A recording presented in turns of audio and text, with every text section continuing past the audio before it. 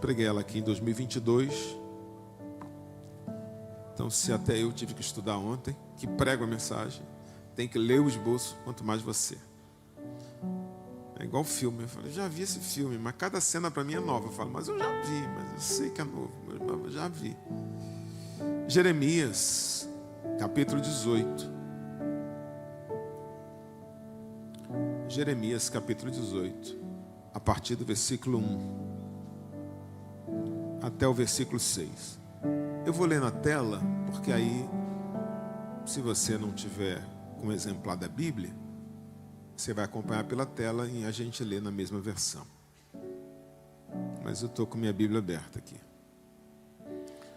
A palavra do Senhor que veio a Jeremias dizendo: levanta-te e desce à casa do oleiro, e lá te farei ouvir as minhas palavras. E desci à casa do oleiro, e eis que ele estava fazendo a sua obra sobre as rodas. Como o vaso que ele fazia de barro se quebrou na mão do oleiro, tornou a fazer dele outro vaso, conforme o que pareceu bem aos seus olhos fazer. Então veio a mim a palavra do Senhor dizendo: não poderei eu fazer de vós como fez este oleiro, ó casa de Israel, diz o Senhor.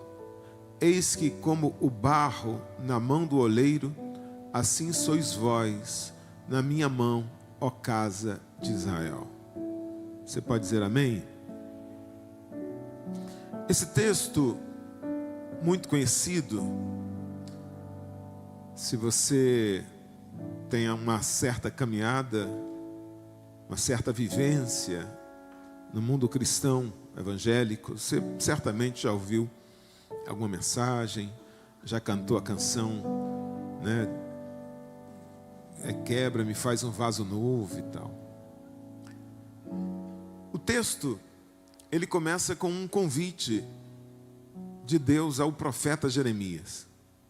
Deus o convida a descer à casa do oleiro, onde ali ele iria ouvir as palavras de Deus, aquilo que Deus tinha a comunicar para o profeta. E, em dado momento, quando ele chega à casa do oleiro, ele vê o oleiro trabalhando ali, moldando o vaso, né? Como se fazia naquela época. Não sei se hoje se usa esses métodos, os artesãos, né? Mas ele rodava, né? Tinha uma roda que ele movimentava com o pé aquela roda, e sobre aquela roda ele estava moldando um vaso com as próprias mãos.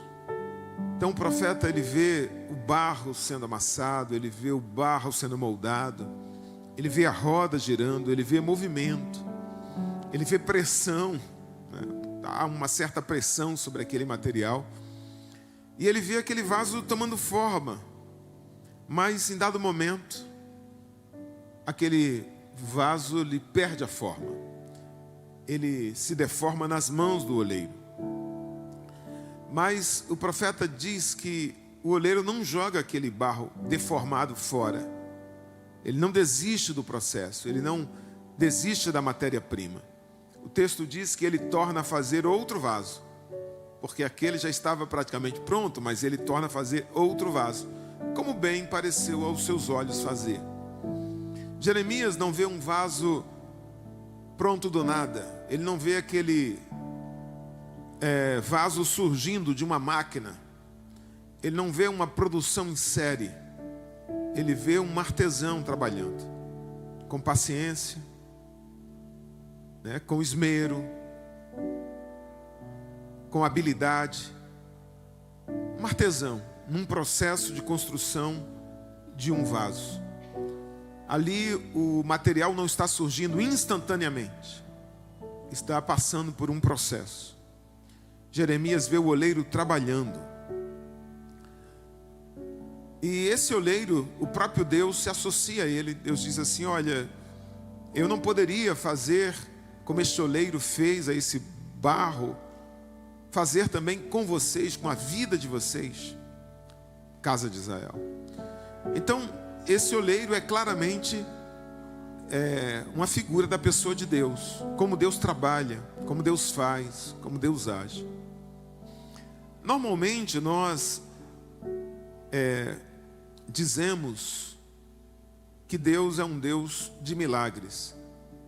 E de fato, Deus é um Deus poderoso para isso. Deus é poderoso para abrir o mar. Deus é poderoso para alimentar o seu povo com pão que cai do céu. Deus é poderoso para fazer um machado flutuar. Deus é poderoso para fazer um mar se abrir. Deus é poderoso para curar uma enfermidade. Não apenas intervir em algo que o médico iria fazer, mas Deus pode fazer algo que a medicina não pode fazer. Fazer surgir uma perna, fazer uma mulher que não tem útero engravidar, porque Ele cria o útero. Ele é poderoso para isso. Deus pode até ressuscitar mortos. Sim ou não? Quem crê nisso? Amém? Nós devemos crer no sobrenatural. Jesus fala, aquilo que é impossível para o homem, é possível para Deus. Deus pode trazer à existência o que não existe. Deus pode realizar o improvável, o impossível, o inimaginável. Paulo diz que Ele pode fazer além do que somos capazes de pensar. Mas nós precisamos ser sinceros conosco mesmo, a partir do que diz a própria Bíblia. Precisamos ser sinceros com a nossa fé. Não podemos pensar que vamos viver de milagres, como diz o cantor. Eu vivo de milagres. Não podemos pensar que todo culto, cada um de nós vai experimentar um milagre. Porque milagres no texto sagrado são raros. A Bíblia foi escrita em 1600 anos. Ela compreende um período muito grande, de 4.000 anos. Mas nós podemos contar os milagres que tem na Bíblia. É possível contar, porque não são tantos assim. Milagres são intervenções extraordinárias de Deus. Diga, milagres são intervenções extraordinárias de Deus. Ou seja, milagre não é algo ordinário. Milagre não é algo que Deus realiza o tempo todo. Eu não estou falando da conversão, eu não estou falando da vida, eu não estou falando da renovação do ar, da água, né? Porque isso são milagres, né? Mas estou falando de milagres no sentido bíblico, de um mar se abrir, de um machado flutuar, de descer pão do céu, de um morto ressuscitar. Isso são intervenções extraordinárias. Porém, o que nós vemos na Bíblia acontecendo de forma ordinária e na vida, na experiência, são processos. Quando você nasceu, você não nasceu como um produto em série. Pum! Ali, número 5.700 e 300 e tal, Karen, pronto, só já está pronto ali. Não. Foi um ovo zigoto, se tornou um embrião, virou um feto, foi tomando forma. Até o próprio Deus, né, quando veio ao mundo, Ele passou por esse processo. A vida começa a partir de um processo. A criação de Deus foi um processo. Deus poderia ter criado o mundo que a gente vive com uma só palavra, com um só comando, um só prompt. Poderia, sim ou não? Deus poderia ter criado tudo. Quantos creem que Deus é poderoso para isso? Amém? Mas é assim que Ele fez? Não. Ele criou os animais antes de criar as plantas. Ele criou as plantas antes de separar as águas, antes de fazer dia e noite. Sim ou não? Não. Ele fez as coisas na sua ordem. Ele criou um processo. Antes de criar as plantas, Ele primeiro cria, né, o dia, a noite, separa as águas de baixo, as águas de cima. Ele cria o habitat para aquelas plantas. Depois de criar as plantas, Ele cria os peixes, Ele cria as aves. Depois ele cria os animais terrestres. Ele há uma ordem lógica. Ele cria tudo dentro de um processo. Diga assim: Deus é um Deus de processo. Nós vemos isso na história. A história é um processo. Deus levanta os gregos, eles espalham sua cultura. Depois Deus levanta os romanos, eles dominam a terra militarmente. Depois ele traz Jesus, e Paulo, que era romano, falava grego, pôde evangelizar toda a terra. Veja, é um processo histórico. Deus prepara a terra, a plenitude dos tempos, para receber Jesus. Nós vemos processo na formação de uma família, né? Você conhece uma garota, aí você troca de telefone. Na minha época era difícil, porque a gente não tinha telefone, né? Só fixo, e pouca gente tinha, era raro, era difícil, tinha que ser bom de lábia, né? Mas hoje você troca hoje pega o e-mail, aquela stalkeada, manda mensagem, aí aquilo vira romance, vira namoro, aí a menina te apresenta para os pais dela, você para os seus amigos, para a sua família, aquilo vira um namoro, vira um noivado e vira casamento. Aí você não encontra um lar pronto, né? Você vai formando. Aí depois de um certo tempo vem os filhos, e a família vai se formando, e depois os netos. Você passa por um processo. Você olha para a história. Eu que estou com 30 anos de casado, e eu olho para a minha história e digo: cara, é um processo que eu passei, eu e Débora. Nós passamos por um processo. O amadurecimento no ministério, um pastor, como se forma, né? É um processo. Muitas vezes Deus coloca na estufa quando Ele tem pressa. E é ruim a estufa, mas Deus sabe como fazer. É um processo, é um processo. Processos de cura da alma, né? Você aceita Jesus, mas você não é curado da alma muitas vezes. Às vezes Deus faz um milagre, mas muitas vezes não. Deus vai tirando as feridas, Deus vai curando os traumas, Deus vai modificando a linguagem, Deus vai tirando, despindo o velho homem, despindo a velha mulher, e vai revestindo com o novo homem uma nova mulher. Então nós vamos passando por um processo de cura, de crescimento espiritual, porque Deus, diga, Deus é um Deus de processo. É assim na vida de qualquer pessoa que está aqui. Eu não sei se você experimentou um milagre esse ano. Eu não sei se você já experimentou um milagre na sua vida. E também não sei se você vai experimentar. Mas Jesus diz assim: eu e o Pai trabalhamos até agora. Deus está trabalhando. Como, pastor, se eu não recebi nenhum milagre? Se eu não vivi nenhum milagre extraordinário? Porque Deus está trabalhando como essoleiro. Ele está trabalhando num processo. Então eu não sei se você experimentou ou vai experimentar um milagre, mas eu posso garantir que você está num processo nas mãos de Deus. Eu posso garantir que Deus está trabalhando de forma processual na sua vida, etapa a etapa, estação a estação, tempo a tempo. Não é por acaso que em Jeremias Deus se apresenta como um oleiro que trabalha por processo, que pega o barro, que amassa o barro, que tira os detritos, que tira as pedrinhas, a sujeira, que coloca aquilo sobre a roda e que molha e que deixa tudo homogêneo. Veja, Deus é poderoso para fazer milagres, sim, mas o modo ordinário como Deus trabalha é o processo. Ele não costuma entregar vasos prontos. Primeiro Ele chama, Ele corrige, e Ele vai dando forma, e Ele leva para o forno, e Ele vai fortalecendo, Ele vai construindo a nossa vida por etapas. Existem coisas hoje que Deus ministrou à sua vida, que Ele não poderia lhe dar isso há 10 anos atrás. Existem coisas que Deus vai fazer na sua vida, mas hoje Ele precisa preparar você para receber isso. Deus é um Deus de processo. Muitas vezes nós estamos pedindo um milagre, mas Deus está dizendo: não, eu estou conduzindo você em um processo.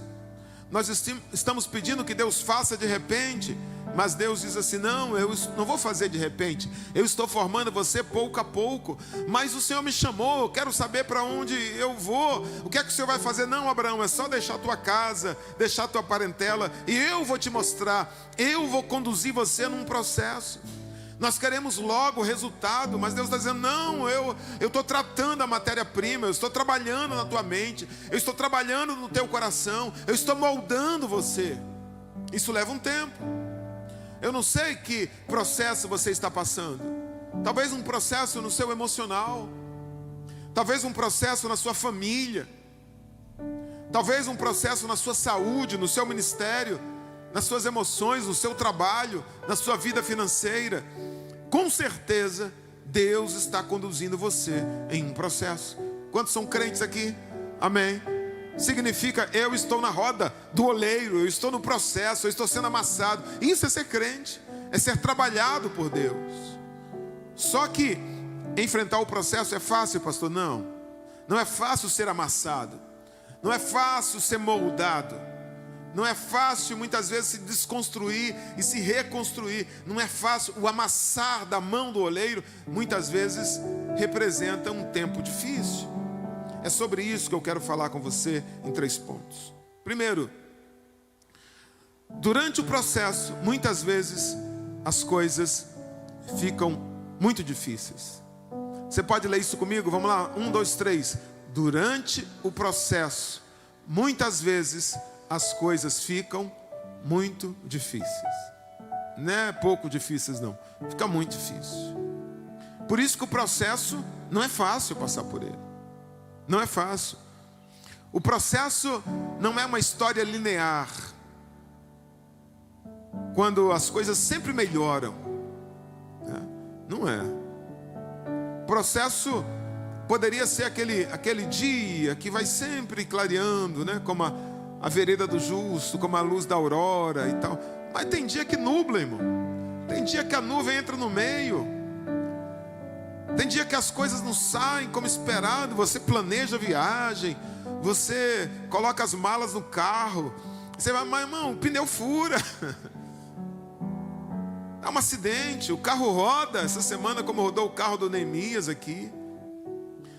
O processo não é uma linha reta, sem interrupções, sem sustos, sem retrocesso. Às vezes você está indo, daqui a pouco você percebe que voltou um estágio. Durante o processo, há intercorrências desagradáveis, fatos inesperados. Há momentos em que parece que as coisas estão andando para trás. Você fala, mas como é que eu estou num processo se eu voltei, eu perdi o que Deus tinha me dado? Eu saí do lugar que Ele tinha me colocado.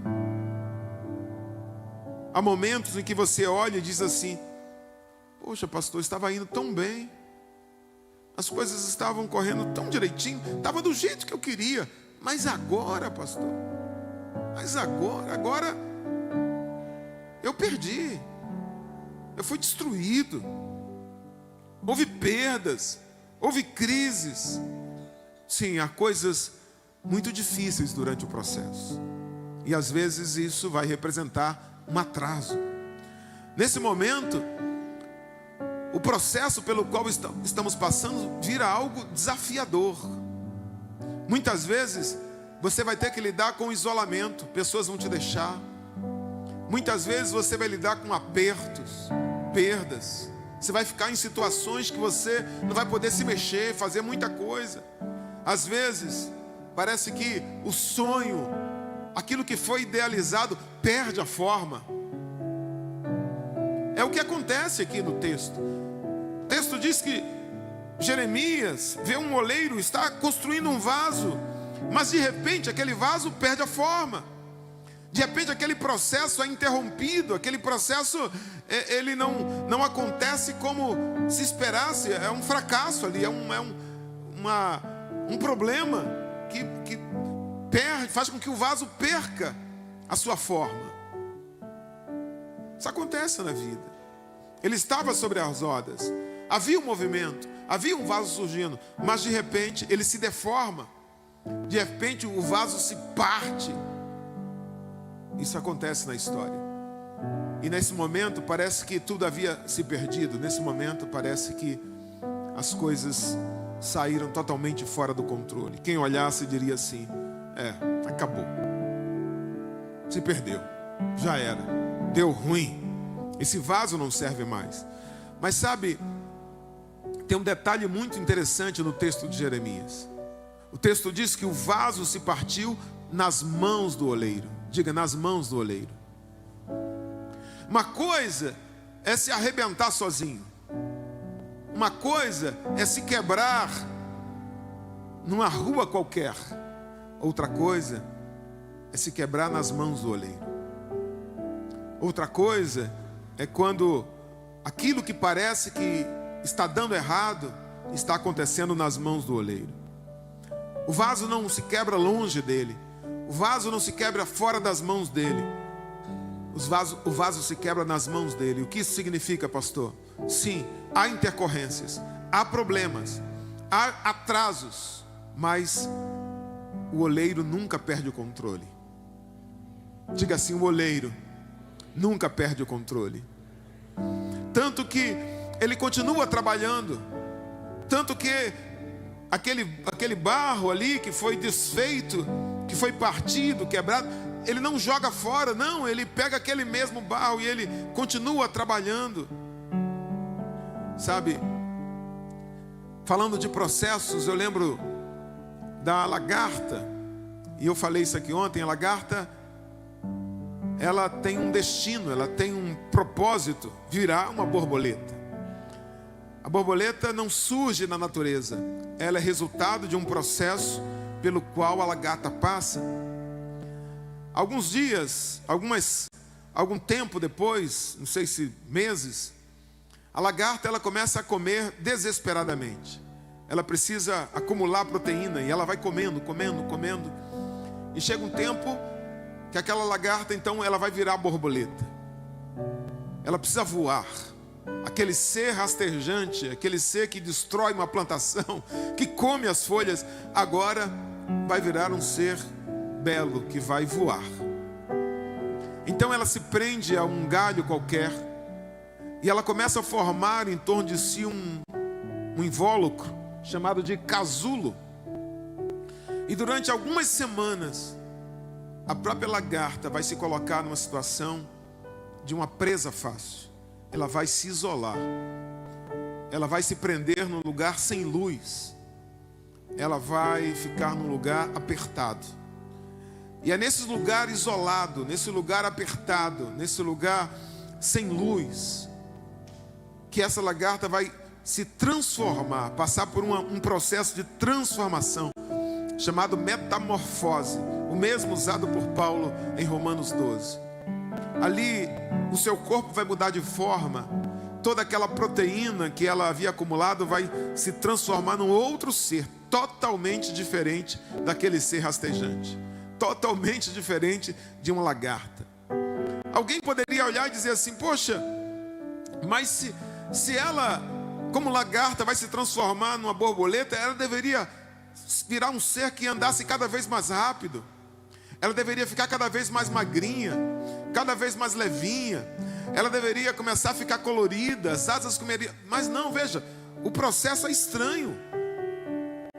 Ela come mais, ela vai ficando mais pesada. Depois ela se torna completamente presa a um casulo.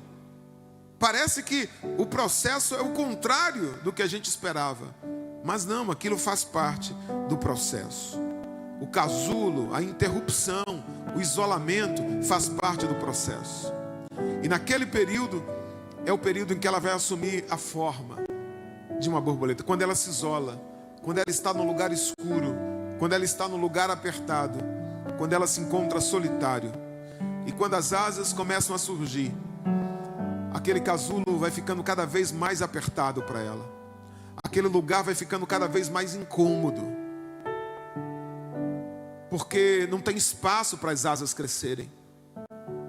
Porque é pequeno, só cabia aquela lagarta, mas as asas são grandes e não tem espaço ali. Então ela precisa romper aquele casulo, mas ela não consegue, porque as asas recém-formadas ainda são muito frágeis. Ela já está ali dentro do casulo, e aquele casulo está muito apertado para ela, mas ela precisa romper aquele invólucro, mas ela não consegue. Ela leva um tempo, dias, para conseguir romper aquele casulo. Até que ela rompe uma parte e ela começa a ser vista, tanto por um ser humano como por um pássaro. Ela se torna uma presa fácil, mas ela não pode voar, porque o invólucro, o casulo não deixa. Aquele parece um ambiente de prisão para ela, mas não é. Aquela aparente prisão, na verdade, é um ambiente de transformação, é um ambiente de crescimento. Aquele isolamento não é um abandono, é uma decisão que ela tomou de crescer, de mudar, de se transformar. Aquele ambiente é um ambiente de preparação. Aquele casulo pode parecer um castigo, mas na verdade não é um castigo, é um tempo de fortalecimento. Por quê? Porque se alguém olhar aquela borboleta frágil e vulnerável, pode dizer assim: poxa, eu preciso ajudar ela, eu preciso ajudar aquela borboleta. E você vai lá e quebra o casulo, e você arrebenta o casulo para ela e diz assim: pode voar. Sabe o que vai acontecer? Ela não vai voar. Porque o que determina a força necessária para voar é a força que ela precisa para arrebentar o casulo. Enquanto ela própria não for capaz de arrebentar o casulo, ela não vai ter força suficiente para voar. Então, se você arrebentar, vai ficar meio lagarta, meio borboleta, aquelas asas, e ela não voa e vai morrer. Então, muitas vezes a gente quer ajudar um filho, a gente quer ajudar alguém, a gente quer dizer assim: olha, eu vou facilitar para você, eu vou comprar um gabarito, você não vai sofrer tanto, não precisa, papai vai proteger, mamãe vai... Não! O tempo de crescimento será um tempo de isolamento, será um tempo de angústia, será um tempo difícil, mas que essa pessoa, nós mesmos, durante esse processo, vamos precisar arrebentar, ter força. A luta para sair do casulo faz parte da preparação para o nosso voo. Quem sabe você está vivendo um tempo parecido assim. Talvez você esteja dizendo: Deus não está ouvindo minha oração, pastor. Não, Deus não está ouvindo. Deus está permitindo que eu passe por um tempo de isolamento, de esquecimento, de constrangimento, de castigo, um lugar apertado. Por que Deus não arrebenta esse casulo para mim? Por que Deus não me tira dessa situação? Mas a minha palavra para você é essa: ó, descanse seu coração. Você é um vaso nas mãos do oleiro. Ele sabe o tempo, Ele sabe o que está fazendo, Ele sabe como está fazendo, Ele sabe a melhor hora de tirar você dessa situação. Por quê, pastor? Porque Ele não saiu do controle. Deus não pode arrebentar o casulo antes da hora, porque as asas precisam ser fortalecidas dentro do tempo dEle. É o tempo dEle. Ele não está abandonando você ao aperto, Ele está fortalecendo você para voar. Quantos creem nisso? Amém. Glória a Deus. Então suporte o tempo do isolamento, suporte o silêncio através desse processo, para que você seja uma pessoa totalmente diferente quando esse processo terminar. Olha o que Paulo diz em Romanos 8:28, ele diz: e sabemos que todas as coisas contribuem juntamente para o bem daqueles que amam a Deus, daqueles que são chamados segundo o seu propósito. Diga propósito. O propósito só se alcança ao final do processo. Deus sabe o processo, Ele está controlando o processo. Então não tenha pressa. Aceite as dificuldades, porque Deus está formando em você uma pessoa capaz de voar. Quantos creem nisso? Diga amém. Segundo, o processo é composto de etapas e normalmente leva mais tempo do que gostaríamos. Diga assim: o processo, vamos lá, 1, 2, 3, todos juntos. O processo é composto de etapas e normalmente leva mais tempo do que gostaríamos.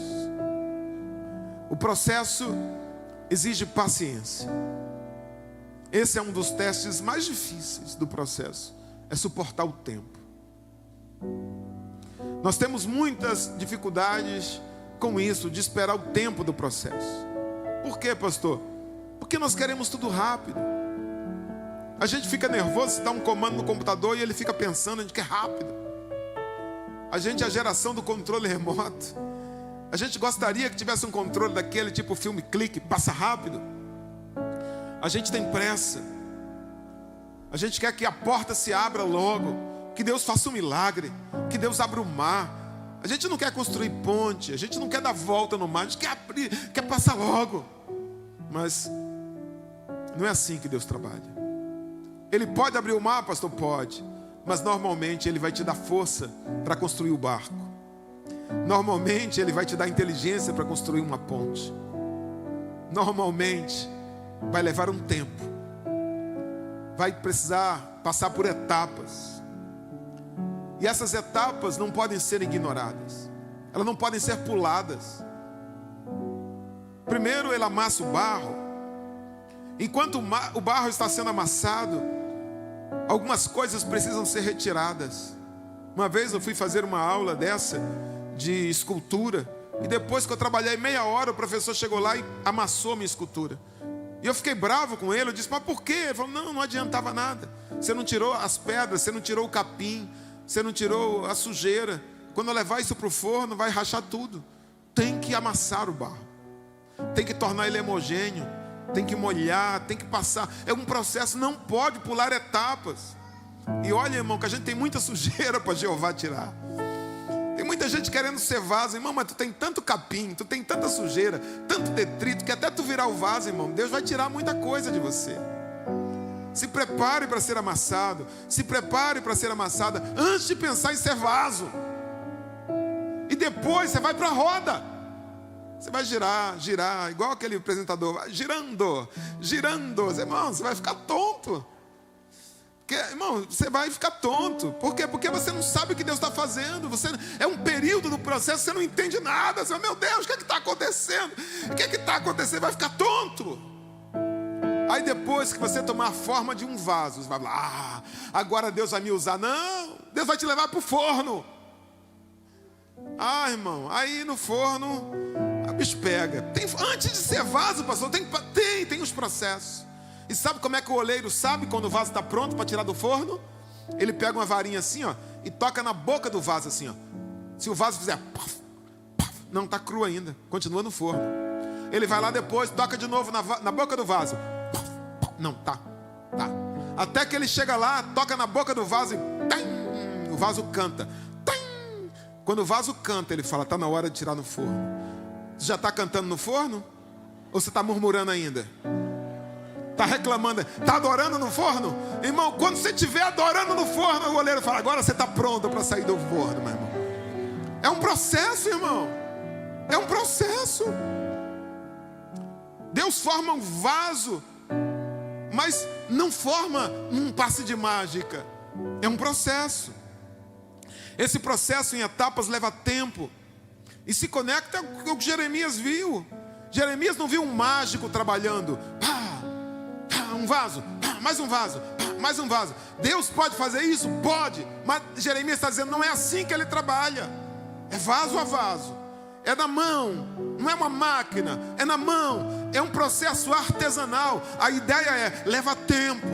A ideia é: tem processo, tem amassar, tem o girar, tem o forno, tem o tempo, tem paciência, tem cuidado. Sabe, o carvão e o diamante, eles estão ligados a um mesmo elemento químico. A palavra era essa. Quem falou elemento químico? Obrigado, meu amigo, é isso aí. Carbono. Tanto o carvão como o diamante. Veja, são dois materiais tão diferentes, mas ambos são formados por carbono. Agora, o carvão e o diamante têm aparência diferente, têm resistência diferente e, principalmente, têm valor diferente. Já imaginou, meu irmão? Dia dos namorados, teu marido leva um anel para você. Fala: o que é isso? Fala: de carvão, meu amor. Cuidado, não risca não que acaba. Cuidado para não sujar a roupa. Porque ninguém gosta de manusear carvão. Carvão suja. E carvão é barato, né? Carvão é barato. Agora o diamante não. O diamante é raro. O diamante é preciosíssimo. É belo. É resistente, né? É desejado por todo mundo. É um dos produtos mais duros da natureza, um dos materiais mais duros que existem. Mas embora ambos sejam formados pelo carbono, eles são diferentes. E por que eles são diferentes, pastor? Diga, processo. Processo. O diamante é o carvão que ficou debaixo de uma montanha, debaixo de uma pressão intensa por séculos, um lugar quente e com muita pressão. Ah, pastor, eu não quero a pressão. Então seja carvão para sempre. Quem quer ser diamante tem que suportar o processo da pressão e do tempo. O que diferencia o carvão do diamante é o processo. O carvão é o diamante que não passou pelo processo. Talvez você esteja vivendo um período de grande pressão na sua vida. Pastor, são problemas se acumulando.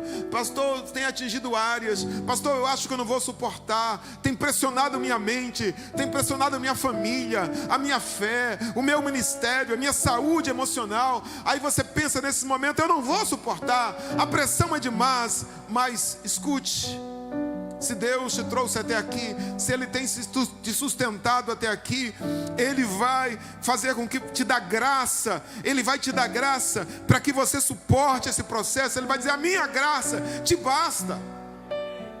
Por que o Senhor não me tira logo desse processo? Porque você não virou diamante ainda. Deus permite esse tempo de pressão, porque sem esse processo você não se torna valioso para aquilo que Ele precisa que você seja. Você não se torna duro o suficiente para ser usado naquilo que Ele quer te usar. É através desse processo que você deixa de ser comum.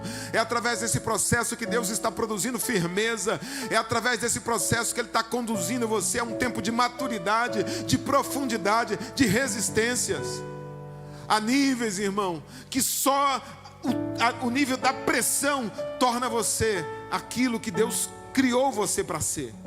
Você não foi criado para ser carvão, você foi criado para ser um diamante nas mãos dele.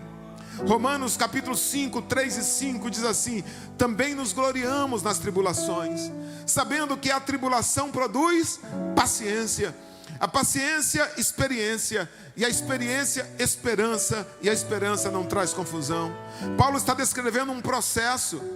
A tribulação produz paciência, a paciência produz experiência, a experiência é esperança, uma etapa conduz a outra. Não há uma outra forma de aprender paciência a não ser através da tribulação. Ninguém aprende a ser paciente em dias de bonança, ninguém aprende a ser paciente sem pressão, e é a paciência que nos torna experiente. É isso que vai fazer com que você seja alguém capaz de ensinar outros. É passando por tribulações, é aprendendo a ser paciente. Diga, é processo.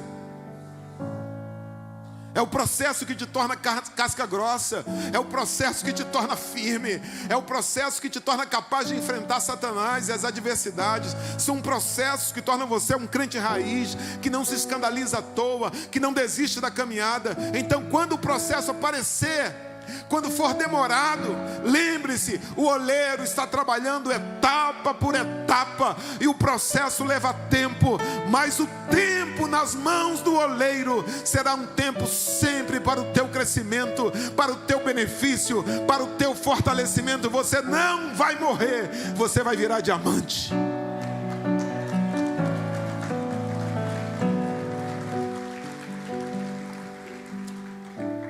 Por fim, no processo, número 3, pode ser que você se fira, mas Deus pode tornar o resultado ainda mais admirável.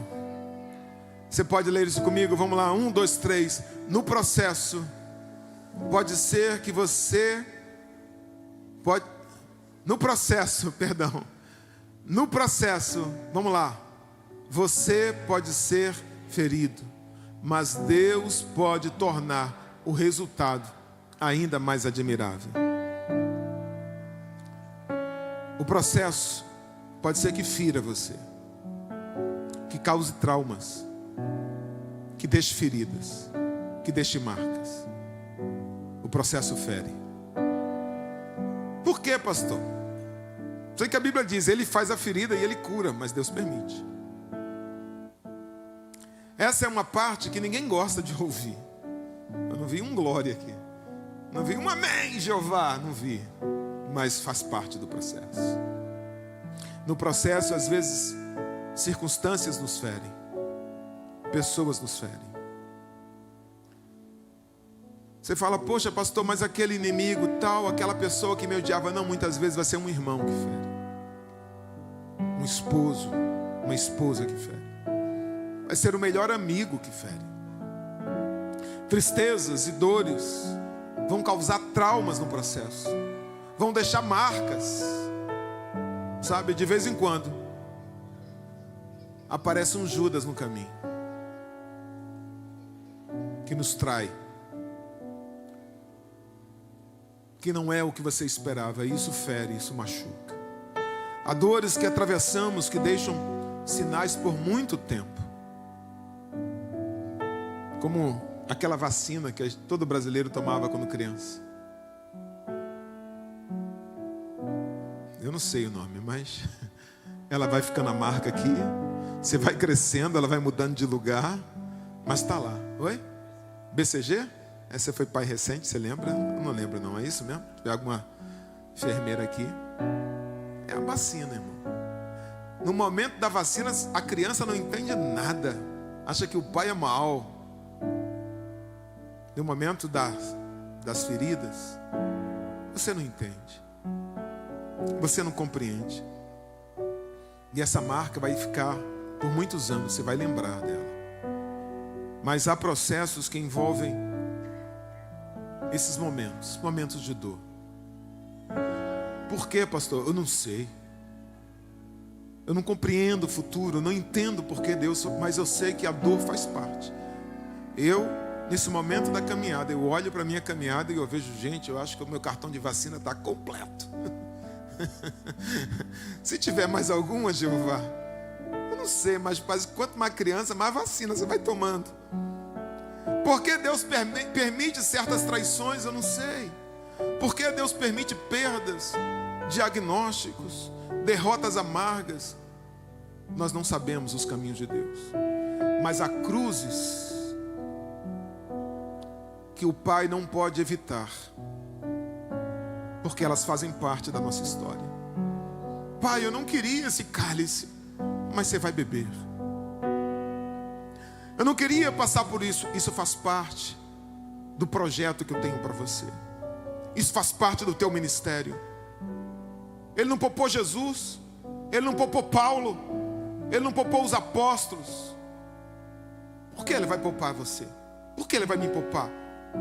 José não foi poupado da cova, ele não foi poupado da mentira, da prisão, como Daniel, como os 3 amigos, como Davi não foi poupado da perseguição.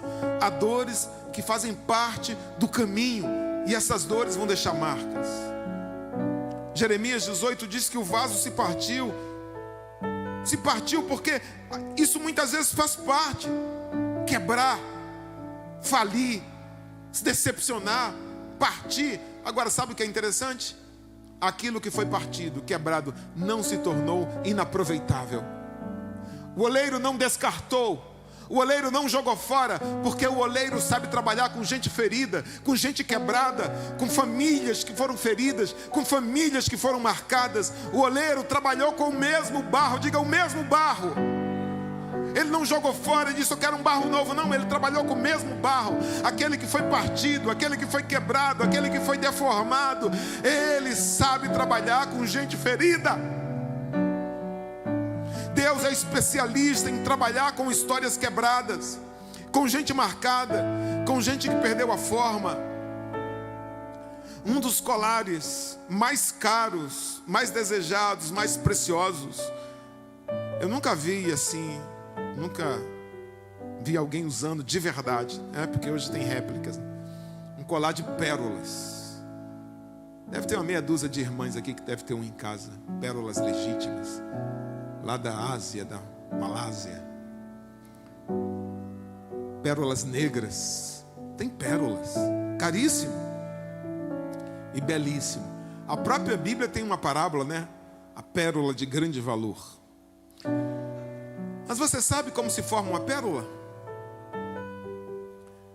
Uma pérola é assim, tudo começa com uma partícula indesejável, um grão de areia, que entra dentro da ostra.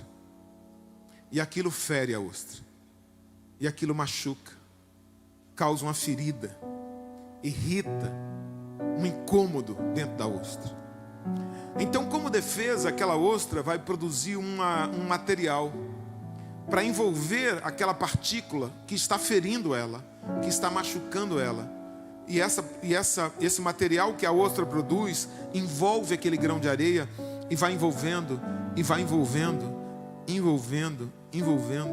até que com o tempo aquela dor vai sendo transformada em uma pérola. Depois de um processo, depois de uma ferida, depois de um machucado, surge a pérola. A pérola, portanto, é resultado de uma dor. Se o incômodo não entra, não há pérola. Se não há irritação, não há pérola. Se a ostra não passa por esse processo de ferida, ela vai ser uma ostra vazia. É a dor que gera a pérola. É a dor que faz surgir algo que todo mundo admira. Diga, sem dor, sem pérola. Há uma canção da harpa que diz: os mais belos hinos e poesias foram escritos em tribulação. Na dor, irmão, tu vira compositor. Na dor você ora. Na dor você descobre talentos, capacidades e ministérios que você não descobriria em tempos de paz. E talvez você está se perguntando hoje: por que, pastor, Deus permitiu isso? Por que Deus permitiu essa traição? Por que Deus permitiu essa falência, esse desemprego, esse diagnóstico? Eu não tenho todas as respostas. Como eu disse, nós não compreendemos Deus, mas eu sei de uma coisa: enquanto você estiver nas mãos do oleiro, nada vai fugir ao controle dele. Ele está formando algo em você que as pessoas vão admirar. Ele está formando algo em você que vai ser o teu ministério. A tua dor, diga, a minha dor é uma indicação do meu ministério. Por isso que Deus disse para a nação que saiu do Egito: onde vocês pisarem a planta dos pés, eu vou dar a vocês por herança. Deus não disse isso para nenhuma geração, e não fazia sentido pisar a planta dos pés. Por que não tocar as mãos? Por que não ver? Por que não declarar? Por que pisar as plantas dos pés? Porque aquela geração que saiu do Egito, ela tinha sido escrava, e durante anos elas tinham pisado os barros para fazer tijolo. O trabalho deles no Egito era amassar barro para fazer tijolo. Então os pés eram instrumento de escravidão, de vergonha. Mas Deus está dizendo: aquilo que foi a tua maior dor, aquilo que foi o teu instrumento de vergonha, eu vou fazer um instrumento do teu ministério. Eu vou fazer um instrumento de conquista. Vai ser a área que eu vou te usar. São pérolas. Dores são pérolas em formação. 2 Coríntios 1, 3 e 4, Paulo diz assim: bendito seja o Deus e Pai de nosso Senhor Jesus Cristo, o Pai das misericórdias e o Deus de toda consolação, que nos consola em toda nossa tribulação, para que também possamos consolar os que estiverem em alguma tribulação, com a consolação com que nós mesmos somos consolados por Deus. Deus nos consola para que possamos consolar outros. Deus nos permite passar por experiência para que sejamos bênção para outros. Deus nos permite atravessar dores para que possamos curar outros que estão passando por as mesmas dores. E quando o processo terminar, sabe o que vai acontecer?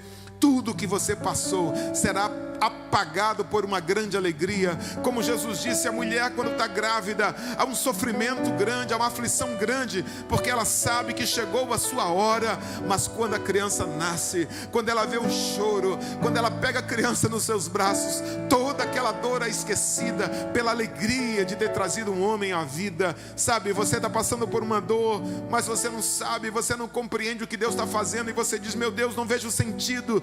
Mas quando o processo finalizar, finalizar, quando você alcançar o propósito, então tudo isso vai ser esquecido, porque a alegria vai ser muito maior. Romanos 8,18, Paulo diz: porque para mim tenho por certo de que as aflições no tempo presente não são para comparar com a glória em que nós há de ser revelada. A dor pode ser real, mas ela não pode se comparar com a alegria que Deus trará à tua vida, com a beleza que Deus está proporcionando em tudo isso. Suas dores não se transformarão em amargura, as suas dores se transformarão em pérolas que vão edificar outros. Você pode dar um glória a Deus? Fique de pé, por favor. A borboleta passa por um casulo, o diamante passa por grande pressão, e a pérola por incômodo e por dor. Mas em Jeremias 18 nós aprendemos algo ainda mais profundo. Todo processo terá um resultado perfeito, bom, agradável. Deus ainda é o mesmo oleiro. Ele deforma o barro, mas Ele o reconstrói. No processo há perdas aparentes, mas isso acontece em suas mãos. Ele nunca sai do controle. Ele sabe a nossa capacidade de suportar esses tempos. E Ele sabe o tempo de terminar esse processo. O oleiro continua trabalhando. Ele está trabalhando em vidas aqui. Eu não sei que processo você está passando, eu não sei que área, mas escute, não desista do processo. Simplesmente fique nas mãos de Deus. Você pode dizer para alguém que está ao seu lado, diga assim: o segredo é estar nas mãos de Deus. Esse é o segredo, está nas mãos dEle. Nas mãos dEle nada se perde. Nas mãos dEle nada sai do controle. Nas mãos dEle o tempo certo, a forma certa. Ele vai fazer com que as coisas aconteçam de uma maneira perfeita, no tempo dEle, do modo dEle. Ele é um Deus que nunca sai do controle. Diga: o segredo é não sair das mãos dEle. Pai amado, Pai querido, todos nós que estamos aqui, estamos em algum processo. O processo não é fácil. O processo leva um tempo. O processo nos fere. Mas Deus, o Senhor está formando um vaso. E se nós estamos sendo amassados, se nós estamos muitas vezes numa roda, se nós temos visto problemas acontecer e a gente parece que retrocedeu porque perdeu a forma. Pai, se estamos num forno, o que importa é que o Senhor esteja controlando o processo. É que nós estejamos perto do Senhor. Que a Tua graça seja derramada sobre este vaso. Que a Tua graça seja derramada sobre este crente, sobre esta crente. E que nesta manhã, Deus, venha fortalecimento do céu, venha a graça do céu, que nos permite suportar o processo. Nós não vamos desistir dele, porque cremos que Deus sabe o que está fazendo. Quem é o barro para dizer para o oleiro: por que me fazes assim? Nós somos apenas barro, Tu és o oleiro, Senhor.